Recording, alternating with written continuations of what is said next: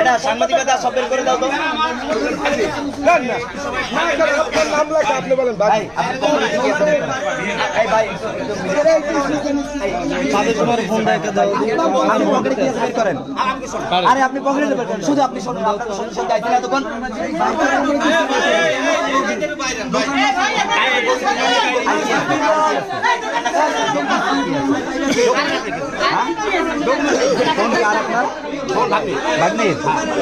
ওই নাম্বার একটা number police নাই নাম্বার ফোন দিচ্ছে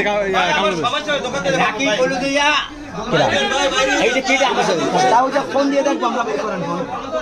রাকিবকে দেখতে না। ও এইটা ওয়াইফাই। হ্যাঁ ঠিক ওয়াইফাই। আরে ভাই মাথাটা সরান না ভাই, আপনি সরান,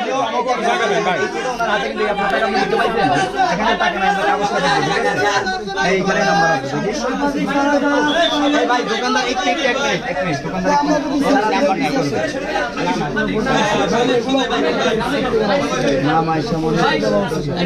একটু চুপ করেন, দেখতেছি আমি করতে পারি।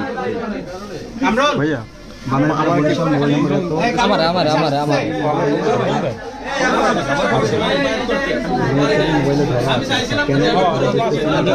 মহসিন ভাই তার ফোনটা চেক করেন, তাইলেই পাই যাবে। দর্শক আপনারা দেখতে পাচ্ছেন আওয়ামী লীগ সেবাসিম হাসপাতালে আন্দোলনে এক ভদ্রলোক এসে আওয়ামী লীগের স্লোগান দেওয়ায় তাকে ছাত্র জনতা আটক করেছেন। হ্যালো লাইভে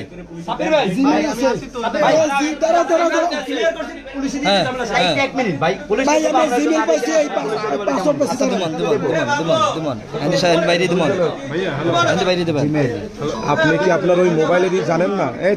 দর্শক এই মুহূর্তে আপনাদেরকে দেখানোর চেষ্টা করছি যে ছাত্র জনতা আন্দোলনে এক ভদ্রলোক ছাত্রদের হাত থেকে মাইক কেড়ে নিয়ে তাদেরকে তাদের সামনে বসেই জয় বাংলা স্লোগান দেওয়ায় তাকে আটক করেছেন।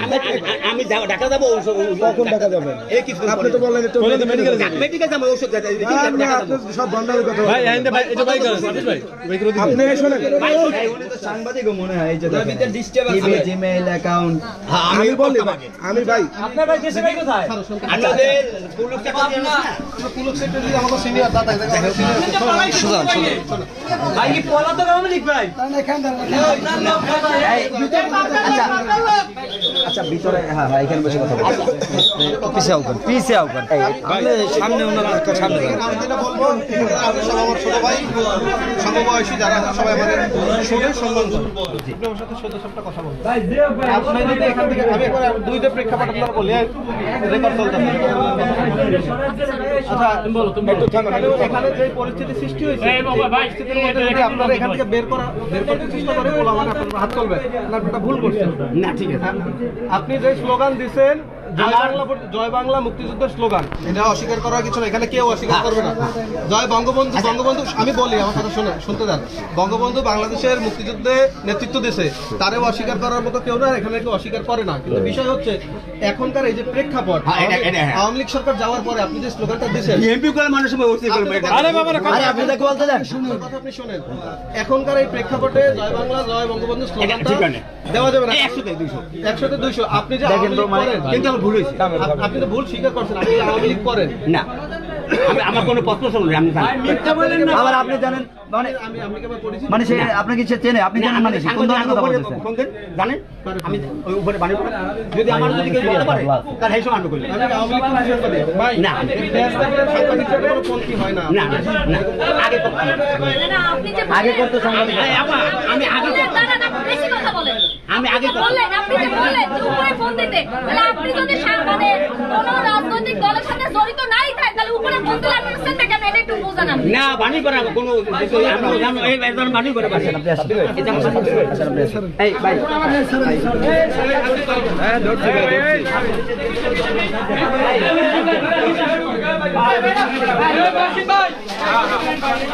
রিবাত সামনে যা, রিবাত সামনে যা, সামনে যা, সামনে যা, সামনে যা, রিবাত সামনে যা, অপ্রীকৃত ঘটনা ঘটবে, সামনে যা, সামনে যা, ভিডিও অন রাখ।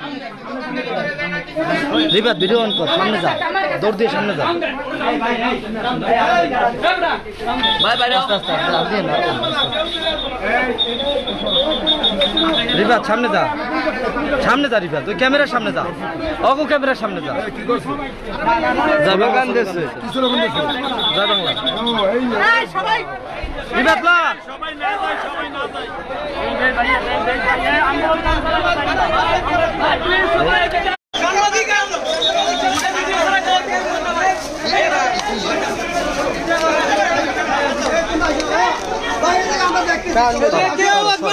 সাংবাদিক সাংবাদিক সাংবাদিক সাংবাদিক দিয়ে যান।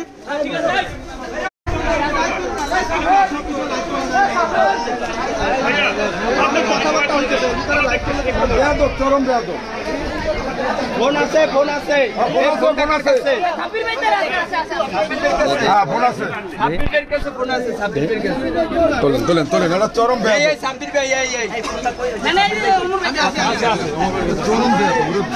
এই যে এটা ঢোকো ঢোকো, এই ঢোকো।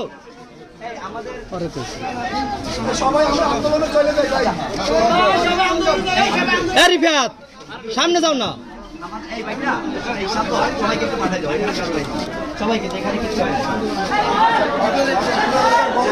দর্শক, আপনাদেরকে দেখানোর চেষ্টা করতেছি যে আন্দোলনের মুখে এক লোক জয় বাংলা স্লোগান দেওয়ায় তাকে এখন পুলিশের কাছে সোপর্দ করা হচ্ছে।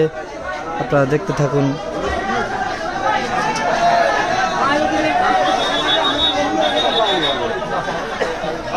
সবাই আমরা চলে যাই কাটলে একটু বিষয় ঠান্ডা করি প্লিজ। কেমনে ঠান্ডা করবেন? সবাই গেলে সবাই স্যার কিভাবে ঠান্ডা করবেন বলেন স্যার। এই এই ভাই, কি হয়েছিল একটু জানতে চাচ্ছিলাম, কি হয়েছিল? আমরা ওখানে শান্তিপূর্ণ আন্দোলন করতেছি, এক লোক আসছে, লোক এসে সে বলতেছে আমি ভুক্তভোগী, আমরা দিলাম ভুক্তভোগী। সে কি কথাবার্তা বলে সে ফ্যাসিস্ট আওয়ামী লীগের বক্তব্য দিচ্ছে জয় বাংলা জয় বঙ্গবন্ধু। যখন এই বক্তব্য শুনছে তখনই আমাদের ছাত্র সমাজ জিনিসটাকে অন্যভাবে নিয়েছে যে নিশ্চয়ই ফ্যাসিস্টের কার্যক্রম। আপনারা জানেন গতকালকে একটা দুর্ঘটনা ঘটেছে, সেটাও হতে পারে তৃতীয় পক্ষের লোক যারা আমাদের আন্দোলনকে বিতর্কিত করার চেষ্টা করছে। সেম ব্যক্তি এসে ফ্যাসিস্ট আওয়ামী লীগের বক্তব্য দিয়ে আমাদের আন্দোলনে বিতর্কিত করার চেষ্টা করতেছে, যার জন্য ছাত্র সমাজ স্তবের মুখে বসে তার দিকে এগিয়ে আসছে। কিন্তু আমরা সেটা হতে দেইনি। আমরা দায়িত্বশীল যারা আছি তাকে এনে এই জায়গায় ওই জায়গাটা দোকানে রেখেছি। পাশাপাশি তার কাছ থেকে কিছু ডকুমেন্ট নিয়েছি। তিনি আওয়ামী লীগের একজন দোসর, তিনি আমাদের এই আন্দোলনকে বিতর্কিত করার জন্যই মূলত এখানে এসেছে।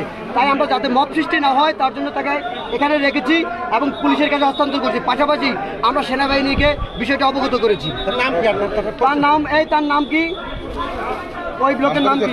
নামটা আমার জানা নেই, কিন্তু নাম এক এক সময় এক এক কথা বলে।